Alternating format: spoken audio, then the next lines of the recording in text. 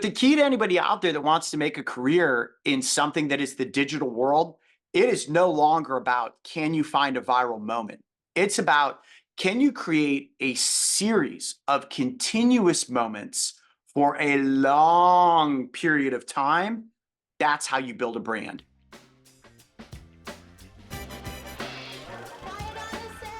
Welcome to the In Crowd. Today we're interviewing Coyote Peterson, and you might know him best for his YouTube channel, Brave Wilderness, which has over 20 million subscribers. And it's a one-stop connection to a wild world of adventure and amazing up-close animal encounters. So there's so many things that I could say about you, but animals have always played a significant role in your life. Would you say that's true? Definitely. I mean, since as far back as I can remember, animals have impacted me in some way, shape, or form, childhood and until now. And it's amazing how you can be influenced by something so strongly when you're in your very early developmental years that eventually just becomes your life and your passion. How did it become your life and your passion? Like, how did Brave Wilderness come about, and like, what was the lead up to Brave Wilderness, and everything that followed? Well, a lot of people don't know is that my collegiate background is actually in screenwriting, producing, and directing. So I went to school at the Ohio State University, and really my best skill set, I would say, well, some people might think it's getting intentionally bitten and stung by things. It's actually writing stories and figuring out a way to tell somebody a story and keep them engaged the entire time. So knowing how to do that behind the camera is what for me was most important through my education. And then when it came to getting involved in the world of animals, I was able to combine the two. Ultimately, found out that I was going to be the best candidate in front of the camera when we were launching Brave Wilderness, and it kind of just all happened. Brave Wilderness officially turns 10 years old this September, which is another crazy thing to have survived in this digital era for this long, because it's tough. And I'm sure that we'll get into some of that conversation. But it's also an amazing opportunity. The way that technology and the internet have allowed a lot of content creators to advance their careers is something that I will forever be grateful for, because I would have never gotten to where I am today if it hadn't been for those advances. So when it came to a love for animals and growing up loving animals and getting outside, exploring nature, honestly, I was pretty good at catching things in my own backyard, frogs, snakes, turtles, all those smaller things. It eventually just transcended into this ability to tell stories and keep them entertaining for an audience. So combining those two worlds together, animals and entertainment, really became the focus. And again, I can go into a whole lot more detail, but I'll pause it at that and see where the questions ultimately take us. You mentioned being bit or being stung, and so we have to kind of touch on that because that's sort of one of the, more shocking draws of your YouTube channel is these stings and bites. And I see right behind you, you have this awesome room that you're in, and you've got this sting index. Tell me about the sting index. Tell me about getting stung. Tell me about how that came to be. And are you still doing that? Are you still getting bit and stung? And do you have parameters for it? I have endless numbers of questions about this. No, absolutely. And look, I get that it is without question the landslide of popularity that is Brave Wilderness, right? And if you were to ask me on any common day, when people come up to me, if I'm recognized in public, and what is it that they automatically go to talking about? It's certainly bites and stings. How this became such a viral sensation within the Brave Wilderness world, you could have never told me that that is how it was going to play out, because as somebody who really focuses on getting up close and interacting with animals, believe it or not, I'm exceptionally good at not getting bitten and stung by things. And any wildlife presenter would tell you that to be a good wildlife presenter, the goal is to not get injured. But as it turned out, it ended up being me getting intentionally bitten and stung by things that became the most popular viral sensation for the audience. And some of our first viral videos happened in 2016, and that's what essentially shot Brave Wilderness into the stratosphere. But you called out the sting index that's behind me here. So the original insect sting pain index was created by a phenomenal entomologist named Justin Schmidt. Sadly, he passed away a couple of years ago, but he created this index, which ranks on a scale of 1 being the least painful to 4 being the most painful. All of these different insect stings around the world.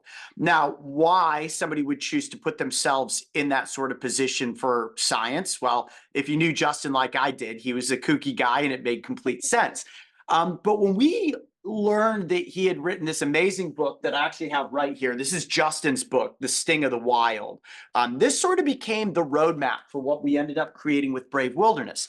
And with my background in screenwriting, producing, and directing, it's no mystery that Steven Spielberg was a huge influence on me. So we always say that we sort of Spielbergized his book, meaning that we took the blueprint, we took what he put on paper, and we said, how do we make the movie version of what that is?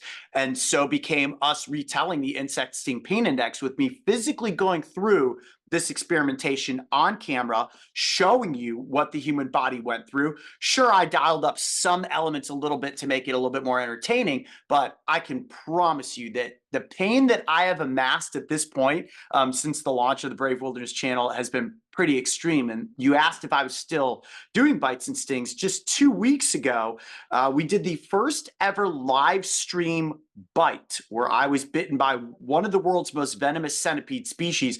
And honestly, there's this huge, I have a Band-Aid on now, but there's a huge hole in Oh my my goodness. forearm. It's pretty gross. I don't even know if the camera can see it super I well. kind of see it. For anybody that Yeah. wonders, it's at a weird spot, so you can't see it real good. I'll try to turn like there. Now you Oh can kind of see man. it. Yeah, there's a huge gaping wound in my arm at the moment, and I'm wearing a Band-Aid because it's gross. Stuff is like leaking out of it. Like that is how toxic the venom of the centipede is. Here we are almost 2 weeks after the bite, and I'm still going through the aftermath of it, even though the audience only really experienced it in that moment and then the subsequent video that came out. So yeah, the bites and stings are certainly popular, and we've tried to do our best to utilize them to not only bring people entertainment, but also provide a really sound education when it comes to these animals and why you probably want to avoid interacting with them. Do you have like a before and after ritual for the bite? Like, do you have something that you prepare for, and then afterwards, do you have someone you call to let them know you're okay? Like, do you have an arc you go through? Not really. Okay. It has definitely changed over the years. So the level of nervousness that I would go through, I would say from the velvet ant through the giant hornet and the execution wasp, like you are nervous. Like, I mean, think about even taking like like a clothespin and be like, I'm gonna poke a hole in my skin with no venom. Like that's not an easy thing to do. Then you talk about venom entering your system and the toxins that come with it, how your body's going to react. Because honestly, the most dangerous thing for me is, will my body have an allergic reaction? Like none of the bites and stings that I've done are from species that are like a rattlesnake or a cobra or something that's like, oh yeah, you're going to the hospital, no questions asked. So there is a lot of care and calculation that goes behind this, but there are still risks involved and there is still a lot of pain that's involved. So as I've gone through this over the years, I've become a lot better at not only handling the mental buildup,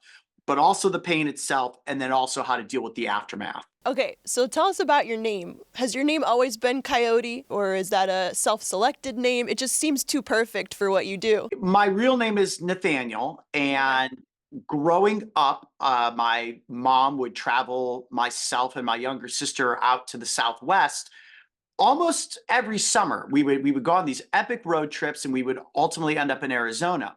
And the actual genesis behind the nickname, which was given to me by my mom when I was about 8 years old, comes from the fact that I had this really ridiculous theory that honestly never paid off. But I love to catch lizards. They certainly, pose the best challenge and safe to interact with almost all lizards. You could get bitten, but other than a Gila monster, none of them in the United States are at all dangerous or venomous.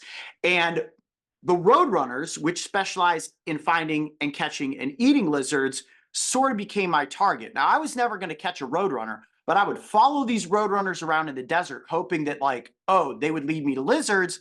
I'd scare off the roadrunner and catch the lizard. Now, this never actually worked, but my mom started calling me the Coyote, like the Warner Brothers cartoon, because I was always chasing roadrunners around. And then my neighborhood friends caught wind of it, and then it kind of became a joke. And then it went from the Coyote to just Coyote, which I then abandoned the nickname for quite some time, like in high school. Like I wasn't going to show up to high school and be like, hey, I'm Coyote, people would have looked at me like, I don't know, there was an octopus growing out of my head. So once we went back into the realm of, or once we launched the realm of creating an animal adventure series, at the time, Bear Grylls, who's still worldly famous and popular, Bear was just in the process of launching Man versus Wild, and we're like, he's got an animal name.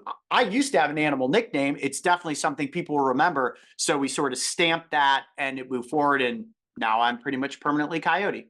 I love that. Was there like a defining moment for you as you were developing this channel? Like, was there a moment where you were like, yeah, this is what I'm going to commit to. This is what I'm going to do. I know you said you have a background in filmmaking and storytelling. And so how did that plus your love of the wilderness kind of come together? Is there like a crystallizing moment for you? Yeah, for sure. And there are probably many of them, but the big genesis of why Brave Wilderness is where it is today, or I should say the genesis point to where we just continue to evolve, is growing up in Ohio. So Brave Wilderness is based out of Columbus, Ohio. Like, we don't have an entertainment industry here. There are some people that do commercial work, or there are some small independent films, but there are no celebrities, there are no agents, there are no managers. That doesn't exist here. So to be in Ohio even a decade ago and say, hey, I want to make it in entertainment, Mm. you've got to make it yourself or it's not going to happen. And for us, it really just became this marathon of refusing to give up. So my business partner, Mark, and I, who I started Brave Wilderness with, I mean, we were grinding nonstop. And before we even launched the Brave Wilderness YouTube channel, we were out there shooting sizzle reels. We were practicing the craft. We were trying to partner with television production companies that could then hopefully in turn package our idea, shop it to a network, get somebody to greenlight a series and say, cool, we've got a show. But what you don't realize in going through a process like that is that everybody wants you to sign a contract that's going to give up the intellectual property rights to the brand and the persona that you were creating. So in the 5 years before Brave Wilderness launched on YouTube, I have probably a dozen stories I could give you that were not the right deal. Lots of opportunity, lots of bad roads we could have walked down that would have ended up in me not sitting where I'm sitting today as the owner of all the intellectual property rights to everything Brave Wilderness has ever created, except for the one Animal Planet series that we did and a couple of studio-based projects. So, today's landscape with digital distribution, one of the big things for all creators is to figure out how to create and hold on to your intellectual property. And that's kind of how we ended up where we are today.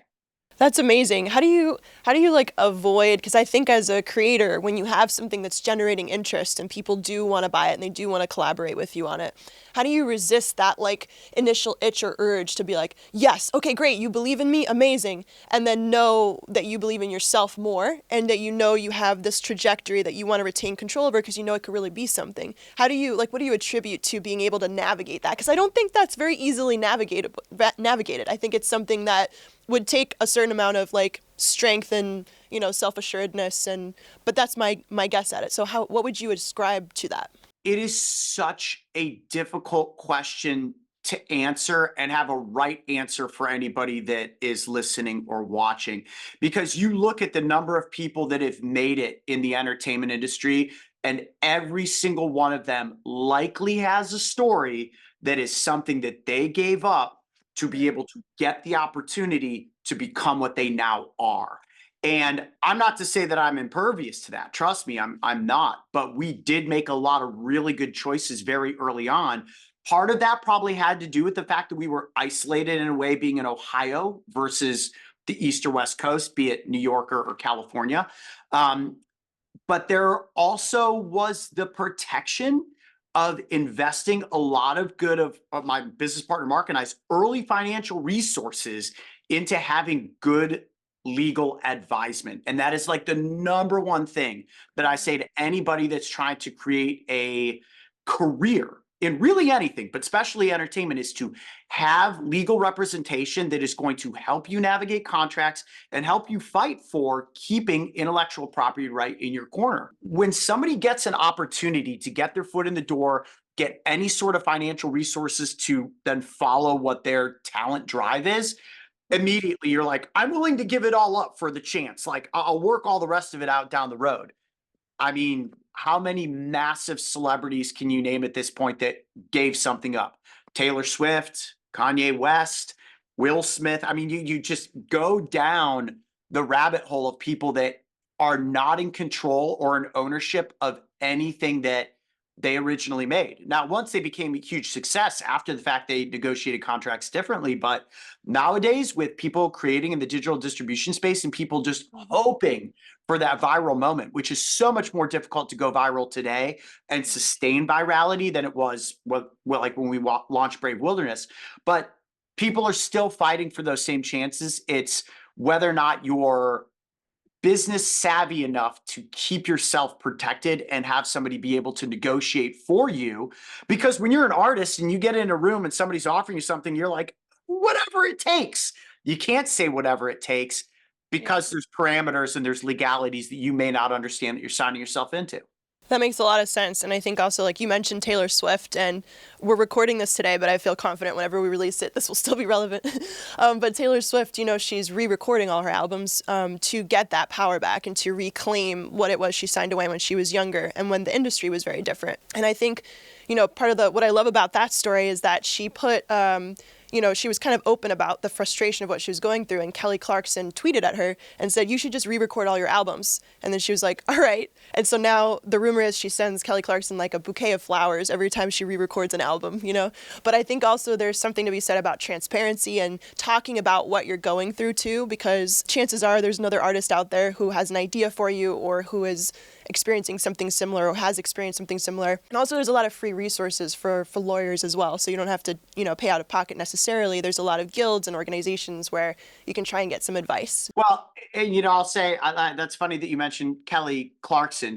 I've met Kelly. I've been on her show, and I must say she is the nicest show host in all of Hollywood that I've ever dealt with. Seriously, Kelly Clarkson is a rock star in more ways than one, but she's right. And I'm sure that Kelly went through a lot of the similar stuff that Taylor went through. And, Taylor is operating in a stratosphere that most of us on this planet can't even understand. So you've almost got to get to Taylor Swift status before you can even look back and think about making a different decision with your art at that point. And I'm sure anybody watching or listening is thinking, well, me, not me, Coyote, but me, the listener, is like, well, I'm not Taylor Swift. Like, how do I get myself into these positions?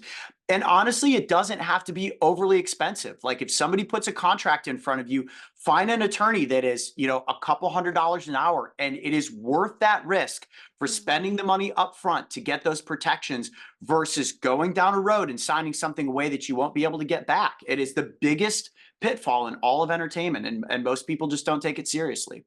I love that so much. I think what you're saying is so smart, which is to think of yourself as a business from the get. And I think a lot of the time we're like, oh, give me the opportunity to do my art. And it's like, no, I'm a business, and being careful all along the way is so smart. What would you say is the goal of your channel? Like, what do you hope people walk away with? Because there's the bite stings and that's the virality, but there's, I'm sure, a lot more to it for you. So what would you say is, the goal of your channel, or what you really hope people get from it? That's a great question, because the channel is just one of the many organisms underneath the Brave Wilderness universe, if you think of it like that. When Mark and I launched Brave Wilderness, we had grand visions of where this would ultimately all get to. And I'm talking future vision beyond this. Like, where are we going to be 20, 30, 40, 50 years from now? How do you build legacy the way that Steven Spielberg did, the way that George Lucas did, the way that Walt Disney did? Like, how do you start a brand and build towards something like that? And I certainly don't want to put the cart before the horse, considering Brave Wilderness is only 10 years into this game publicly. But with the channel specifically, it was bringing people a fast-paced, easy to understand education about things that we are mostly terrified of. Now, the bites and the stings, obviously you may say, well, doesn't that just dial up people being afraid of being bitten and stung by stuff? The answer to that is yes, maybe so, which would then in turn encourage them to not try to interact with these things. Animals bite and sting as a defense in almost all instances, unless it's an animal that's biting something to subdue its prey. Animals bite because they're afraid of humans. when an animal looks at a human, it's like that thing might try to destroy me, so they want to get away. And we as humans oftentimes think about that in completely the opposite perspective. So with Brave Wilderness, the goal is to really open people's eyes to the importance that all of these unique organisms function as within our whole living ecosystem. And the more we can appreciate things and what they do, the better then we feel encouraged to be able to protect them, which of course then all comes full circle into protecting our planet, which is going through a lot right now, to say the least. So, education, conservation, entertainment, those are the three pillars of Brave Wilderness. I love that. And you've said we a few times when talking about the channel. Can you tell us a little bit about the team behind it and how you guys coordinate your shoots and ideate on the next, episodes and seasons, and how do you sort of structure it and work together to create it this incredible channel? There's a lot, I mean, people only ever see a finished product, which is episodes that come out on the channel, whether people are watching on the actual YouTube channel or they're now watching on TV. And, we license our footage in,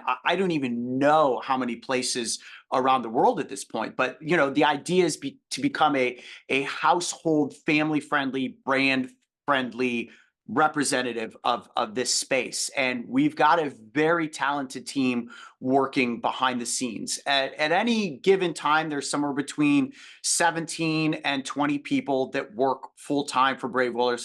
Actually, can be a little bit more than that, but it also varies based on project. So if we've got a outside project that's come in, we may hire freelancers or independent contractors to work on things. But at any given time, our team is about 20 people strong.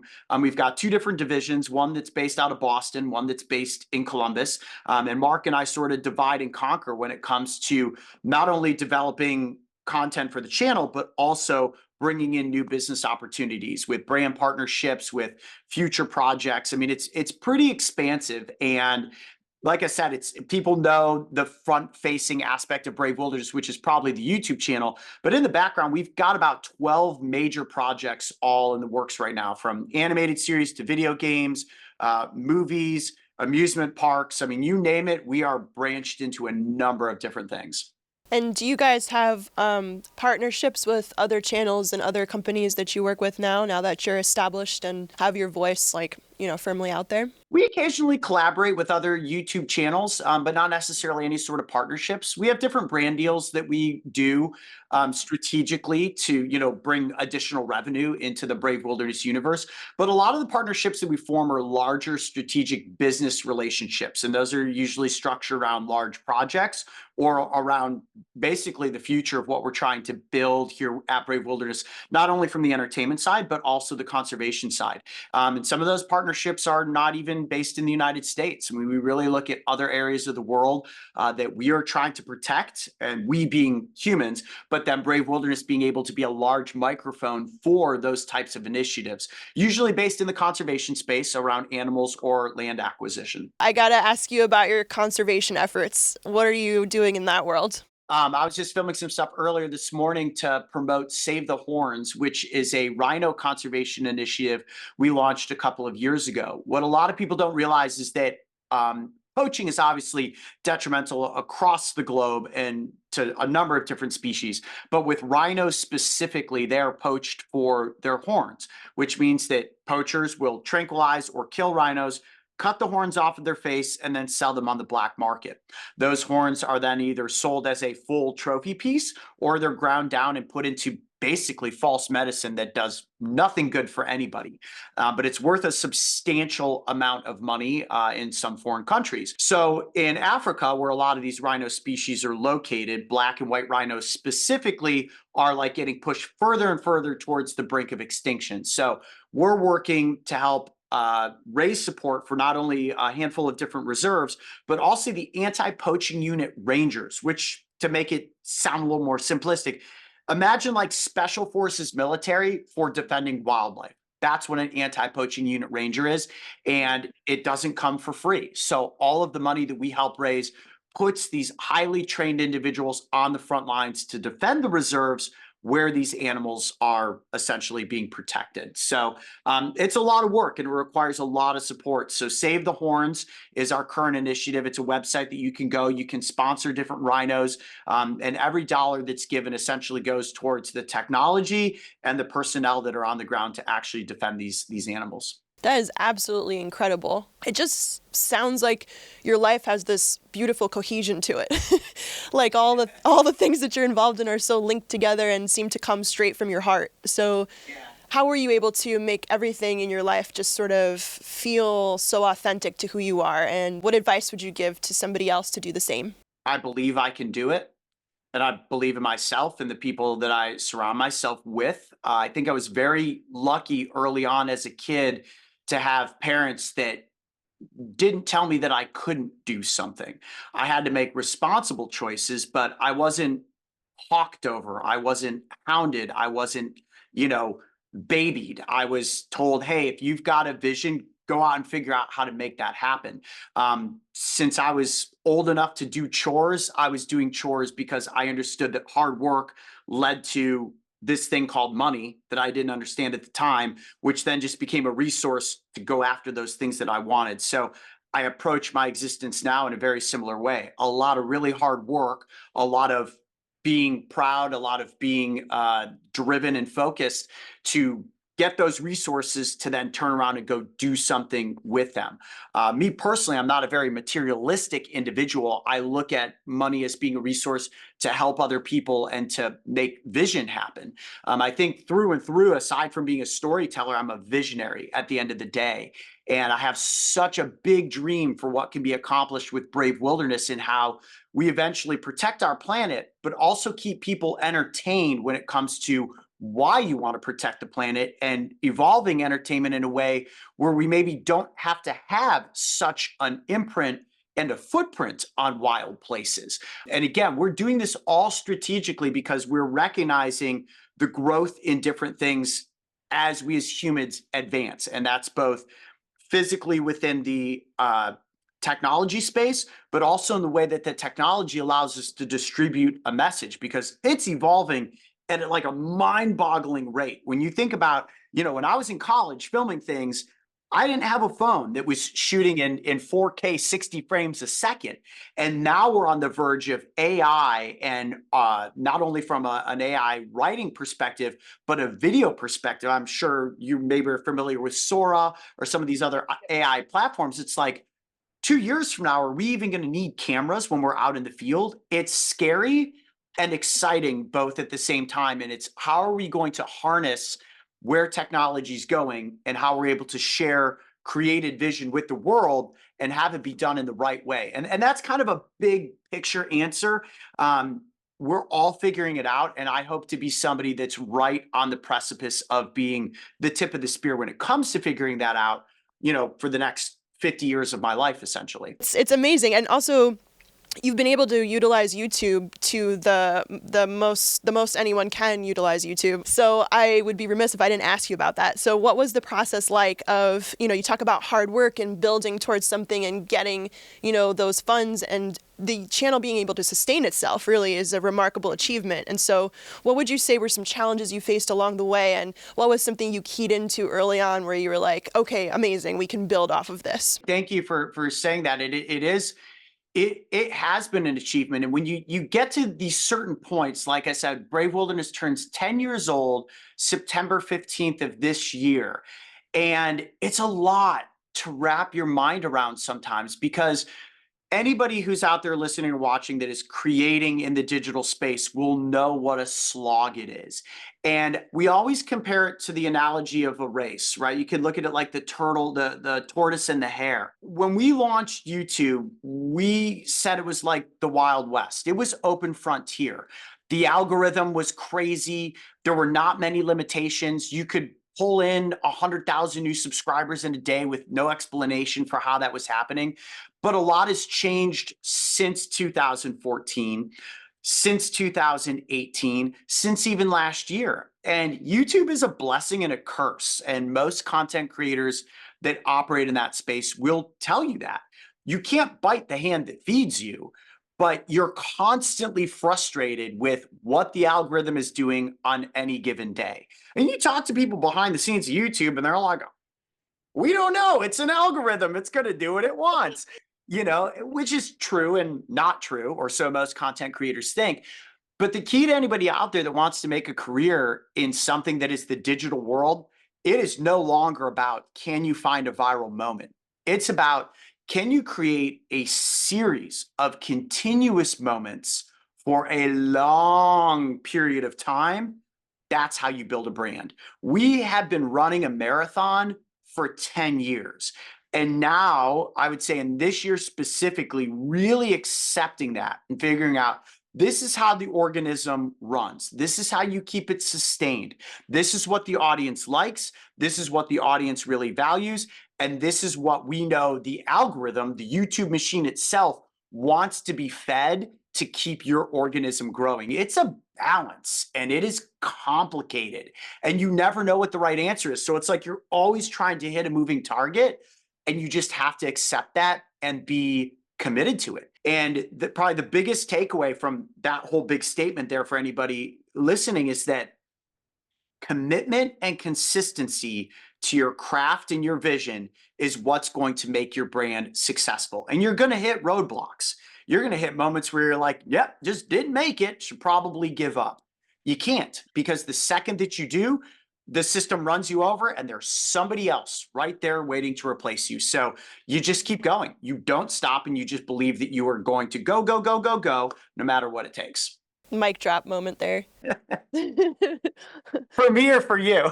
For you. And well, for me, you said it and then I'm reacting that way.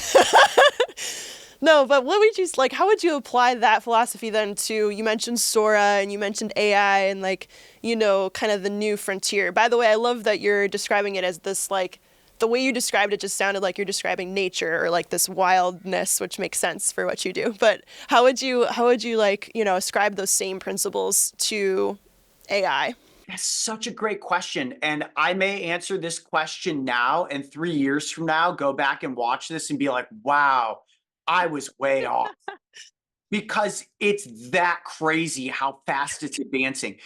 Doing a podcast interview a year ago, I knew nothing about where AI was headed in regards to video. And the entire industry right now is probably shaking in their boots. The costume designers, the set designers, the story writers, everybody who is in this industry is looking at algorithms and computers and saying to themselves, is my job going to be relevant in a year? Is anybody going to want to pay me my true net value for my talent when I can just ask this computer to generate it in 60 seconds? That's going to be a hard thing for businesses to justify if we don't have control of it. But at the same time, the way that YouTube was the Wild West in 2012 through 2016, who are the next generation of kids? They're going to sit at their keyboards with these brilliant imaginations telling the AI to script and sculpt this in a digital space where we're going to watch 3-minute movies like this on our phone and be like, man, that was crazy. I can't wait to see part 2. Oh, it comes out next week. Well, follow, subscribe. Oh, wait, I'm going to have to tie you to my blockchain and I'll pay 50 cents worth of crypto to get this fed to my stream.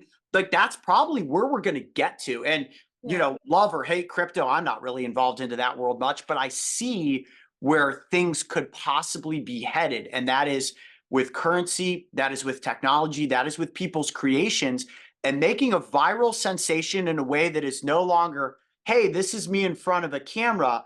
This is me telling the internet to take my avatar and make it do something crazy that's going to get people's attention.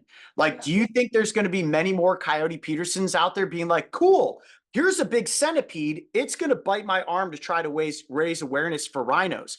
No, it's probably going to be somebody being like, do you want to see what Coyote Peterson looks like eaten by a megalodon? Well, here's the algorithm and AI giving you exactly what that's going to look like. We're already thinking about that. The things that we're going to be able to show you that a normal human would never be able to do. How do you make it entertaining enough and make it clickable enough for people to want to go down that rabbit hole? Like, there's no way I would ever go out and get bitten by a great white shark. But can I show you what it would look like to get eaten by a great white shark using AI? Maybe. I think that's a great point. It also makes me think about how, like, you know, ideally we're still human emotion is unique. And so part of what you do with like testing bug bites and seeing how you react to it and all of that involves an element that AI, knock on wood, could never recreate, which is the sense of the human experience of the thing.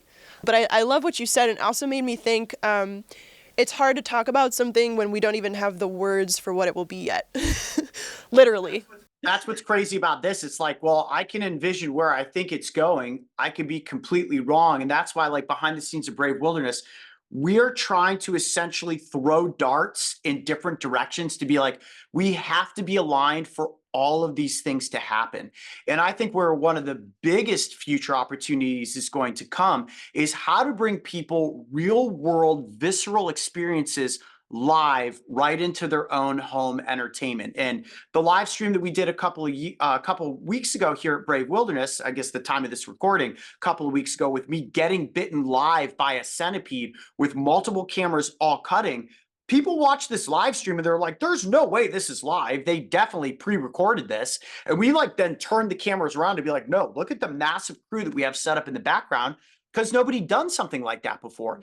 Because you're relying on the dependency of the internet and being in an area that it's fully controlled. Well, what happens in a couple years from now when the Starlink system is nothing bigger than your phone, and I can literally take you on an adventure into the most remote parts of the world live and take you, say, today we're going on an adventure for an hour and I'm going to get close to or interact with as many animals as I possibly can.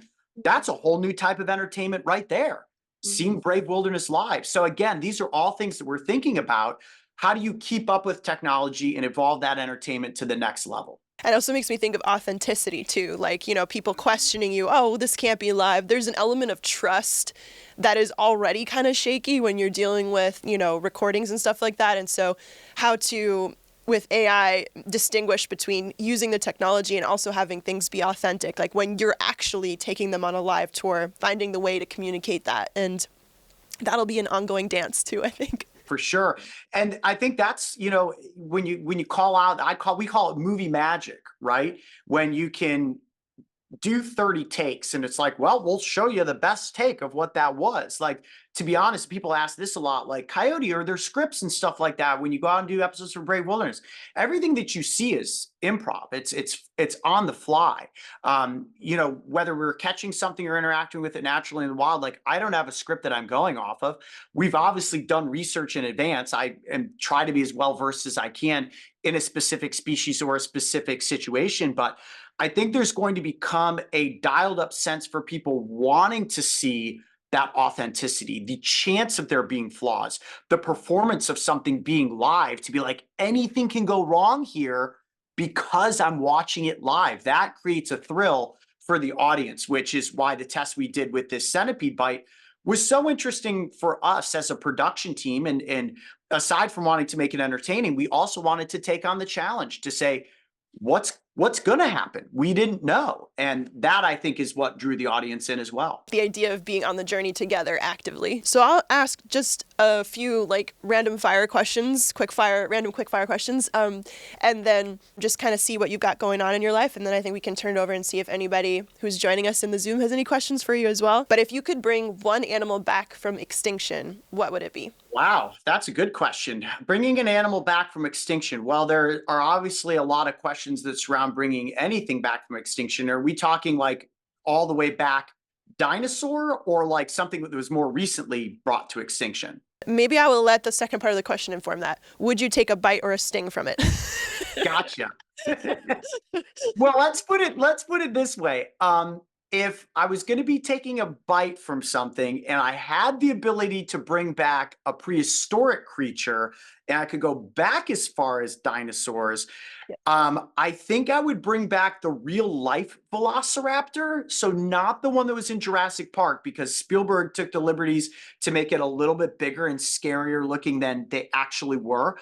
velociraptors were quite a bit smaller. And if you could actually bring back a velociraptor, I think I could take a bite from one and it would just be like getting bitten by like a 4-foot alligator. That would be pretty impressive and pretty viral. So I'm going the real velociraptor. And yes, I would take a bite from it. Okay, that's so intense. Okay, great. What are some lessons you learned that would help inspiring conservationists and YouTubers start their career? So aspiring conservationists and YouTubers who are wanting to combine those worlds together, the conservation is real. I think what a lot of us here in the United States don't recognize, if you don't get to travel abroad, how difficult it is to be on the front lines of conservation work. And I don't mean front lines me, I mean front lines like anti-poaching unit rangers and the people that are literally 24/7 out there protecting these wild places.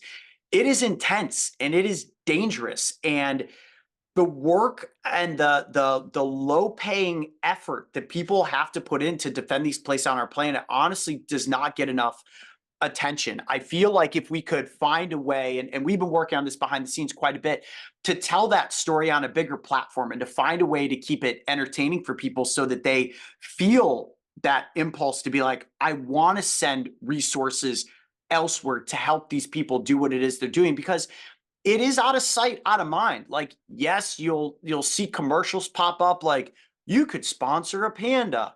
The polar ice caps are melting and polar bears don't have any ice to stand on. You don't grasp that until you go to some of these places and you're like, damn, that bear is skinny.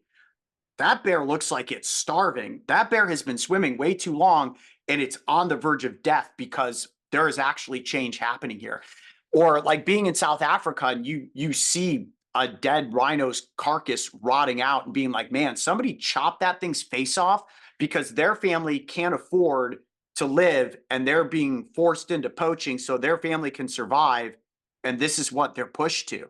Like, because that's the case in a lot of poaching incidents. It's horrific. And you don't realize that because we don't see it. And it is out of sight, out of mind. So for anybody out there that's trying to create content and make a bigger message, be truthful about the message.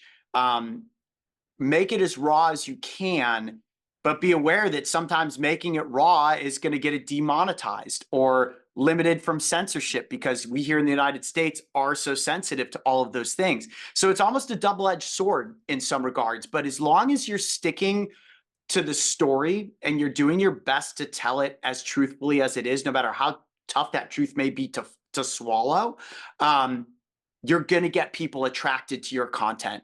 And just know that you're doing this world a good service by getting that message out there, and just keep going. That's kind of our philosophy. Like I've said a couple times here at Brave Wilderness, like, you just keep going. You're going to have those rough days, but if you don't do it, somebody else is going to. So seize that opportunity and make it happen. And I'm sure a lot of people look up to you and find your content very inspiring, especially your conservationist efforts. Who would you say you idolize, and what do you love about them? I have a lot of different idols that span multiple fields. And, a lot of them have inspired me to work hard to try to build the brand that Brave Wilderness is. When people say, oh, if you could say you're a magical mix of these things, Steven Spielberg, Steve Irwin, and Bear Grylls. Like, it's very easy for me to say that each three of those individuals, their careers greatly sculpted who I have become at this point. And I look up to all three of them for different reasons and the things that they gave me through their own journey. And because of what I learned and because of how I was influenced, I was then able to cognizantly mold myself to try to go in that direction, but to also challenge myself on how to get beyond what they accomplished. And, we all know that Steve Irwin passed away in 2006, which was extremely hard for myself and anybody that loved the content he created. And as sad as we were for Steve to have passed away, had he not, I don't think that some of the doors would have been open for people like myself, because we all took it upon ourselves. Anybody who's creating content now in the digital space surrounding animals said, Steve needs us to carry that torch on. We need to carry on that message, even though he's not here. Steven Spielberg influenced us in a way that, entertainment is one of the most captivating things for people. And Bear Grylls certainly also took entertainment and put it into the wild and created a stylistic type of presentation that really kept people glued to the screens and continues to do so, despite the fact that he's 25 years into his career at this point. And is there anything that you want to share with everybody about what you're working on now, either with Brave Wilderness or otherwise? I mean, a number of different really exciting projects. Probably the most immediate at the forefront is I'm currently directing my first documentary feature film. It's tentatively titled That Bear Kid. And it's about these 4 boys who in 2022, just outside of Coyote, Wyoming, were attacked by a grizzly bear. 2 of the boys were mauled, like to the point of nearly losing their lives. And what's crazy about the story is that the first boy who was attacked, his friend jumped in and pulled the bear off of him, and then he was mauled 3 times in a row, but he essentially saved his friend. We've shot the first 2/3 of the film already. We shoot the last act this summer in Alaska. So in June, we will be outside of Kodiak Island in an area called Katmai National Park, living for 2 weeks amongst giant Kodiak brown bears. So we are actually taking these boys up to live amongst bears for 2 weeks. So it should be a pretty crazy experience for them. And then that film is going to go to shopping the end of this year. And hopefully will be making its debut at one of the film festivals the beginning of 2025. That's incredible. That sounds like an adventure. All right, wonderful. Do we have anybody still on who has any questions? Yeah. Wow. I just want to say, wow. Really, the word that comes to mind for me is just thank you for sharing all of that insight and for doing what you do.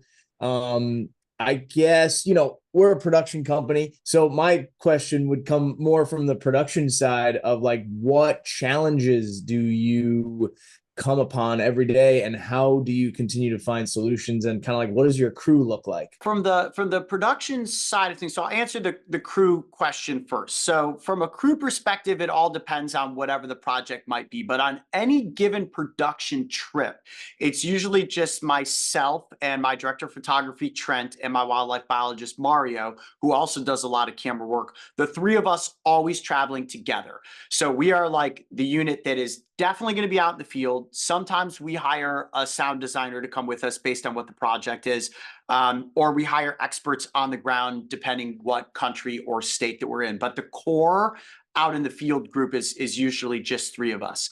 Our team's obviously a much bigger behind the scenes with social media managers, editors, producers, office managers, et cetera, et cetera. But the production sort of horizon on a daily, weekly, monthly, yearly basis is always figuring out how to make sure we've got our next project properly pre-produced. Because for anybody in the production world, you know that you're only as good as your last project. And as your next project is coming to fruition, how lined up are you on being fully prepared to execute with no flaws happening? And probably the greatest example that we've got so far this year is this live stream that we just did where I was bitten by the centipede, because this was something new. We had never done a live stream like this before. Every other live stream we had done was literally my phone set up on a little tripod, me and Mario clicking live, here we go. No cutting of cameras, no fancy audio, no fancy lighting, no design set. So this was a huge undertaking. And we pulled it off in just 3 months. We essentially came back after the holiday break and we were like, what would be a cool way to bring people a new style of entertainment this year? And I was like, what if we did this elaborate live stream and raised money for rhino conservation doing it? And my team was like, no, this is Coyote, no new ideas. Like, because my big thing around the office is new idea Tuesday. And then everybody calls it, we need to have no new idea Thursday, because I keep everybody on the edge of their seat being like, what's he going to come up with this week? But it's having a really amazing team behind you that will embrace that vision and say, okay, we see how this makes sense. Now let's figure out how to get it done. And you just got to be a good leader and be like, we're going to get it done, get everybody amped up for it, and then go out there and execute. Thank you for that. Yeah. Taking a lot away from that. And I'd love to know any advice you have on leadership as you are, helming this amazing channel. And my other question to you as well is, knowing kind of, like, what do you do for safety for you? Leadership is tough, man. It is. And it's always tough for creative people because my brain goes a million miles a second when it comes to envisioning things. But then I also have to remember that I've got an amazing team behind me that relies on its leader to stay focused and also stay on track. Because a lot of times creative people can be over here and over there and up there and down there. And it's like, can we pick something and go with it? So it is a balance to control one's mind and say, all right, let's strategically find a way to make this all work. And it's being laid back and being willing to say, I'm not the smartest person in the room. My idea isn't always the right idea. I think sometimes people as leaders get stuck where it's my idea, my way or the highway, and then you lose people. And people are like, all right, well, no matter what we suggest to him, he's probably going to make this decision anyways. You've got to be very open to other people's opinions and their viewpoint on it, because that's what makes something good. Opinions towards an initial idea are going to help that idea grow into success. So as a leader, stepping back and giving your employees and the people that surround you that creative space to say, contribute to the mix. Let's make something super exciting together, gives everybody ownership over what it is that you're going after. And just relax. Like, one of the things that I've gotten good at over the years is just being like, today is today. Whatever's going to happen is going to happen. Let's try to be as prepared as we can. But if something doesn't work out, something else is going to fill in with another opportunity. So staying chilled out, honestly, is probably the best way to lead, but also to realize that the minds around you are good minds and strong minds for a reason. It's why you picked them. And then now safety precautions. What do you do for safety? Honestly, my safety is probably a lot less calculated than most people would think. We do a lot of research before I do anything that's extreme. We always work with experts on the ground, just in case. Like, we're doing research to make sure that, like for example, we just started doing some caterpillar stings that at the time of recording this are not out yet. But the very first caterpillar that I was stung by in Central America, we had an entomologist we were working with. And this is very important because this caterpillar specifically is in a family of caterpillars that if you come across its cousin in Brazil and it spines you, you're dead. No questions asked. Like, there is no antivenom. You are dying. You've got about 6 hours. You better make your last will and testament. So things like that are very important to make sure you know what it is you're interacting with. What are the possible after effects of the venom or the poison? And then, do we have something properly lined up in a worst case scenario? And for us, it's always an epinephrine pen, and we do pay for an insurance. We've got this cool phone that is like a satellite phone, but it also literally has a button that if you have to press it, it's expensive if you do, but they will literally send a helicopter to anywhere that you are in the world and they will get you out of there. So yes, for somebody that does things to the extreme that I do, you probably need to have one of those.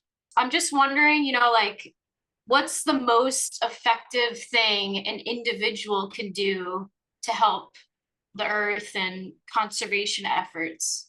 I mean, everything counts. Like, even going out into your neighborhood to do a cleanup could, in effect, save some animal from choking on a piece of plastic that could save that species. I mean, I know that's a real extreme, could be, but everything helps. And the more any individual is out there and working on spreading that message, or taking the effort to be like, let me collect some people together to go out and do something, it can be a lot of fun. Instead of it looking like a chore, like, oh, I got to go out and do what this is, make a game out of it, make it fun. That probably not the best answer, but there's a lot all of us can do, and it's almost so overwhelming. It's hard to figure out where you do start, which is why sometimes the simplest things at least are making a dent in some way, shape, or form. Do Mario and Trent ever reject any of your ideas?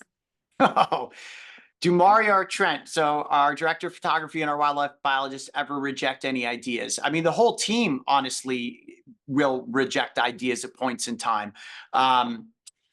I'm not thinking of any crazy one offhand that's like, that's probably should have rejected that. A lot of times what will happen is we'll start with an idea and we may be up here with it. And it's like, yeah, we can or we can't do that. So let's figure out how to reroute it into something that does become the right combination of education, entertainment, and feasibility at the end of the day. So yes, there are quite a few that, you know, do get rejected, but I wouldn't say they're just like thrown away. They're always a piece of something that's like, well, instead of doing that, what if we made it malleable and turned it into this? So we're pretty good with that as a team. Thank you so much, Coyote. Fascinating person. Learned so much, and I feel inspired. Thank you guys so much for having me. I enjoy these kinds of in-depth conversation, especially for anybody out there listening or watching. Like, the digital space is so complicated, but it offers so much opportunity. And I think the last note that I'll make is that, you know, I'm somebody who comes from a tiny town in the middle of nowhere. And then I moved to Columbus, Ohio, which to me was a huge city, but still a city that existed without the opportunity to break into the entertainment industry. But myself and my friends, my business partners managed to be able to do that. And if somebody like me is capable of pulling it off, it means anybody out there is capable of doing it as well. You just have to believe in yourself and know that if you work hard enough, your hard work is eventually going to pay off. Don't let anybody tell you can't do it. Just keep going and win the marathon, because it's not about the sprint. Thank you, Coyote. You are definitely a member of the In Crowd, and we are very lucky to have had you as our guest. And thank you for the inspiration.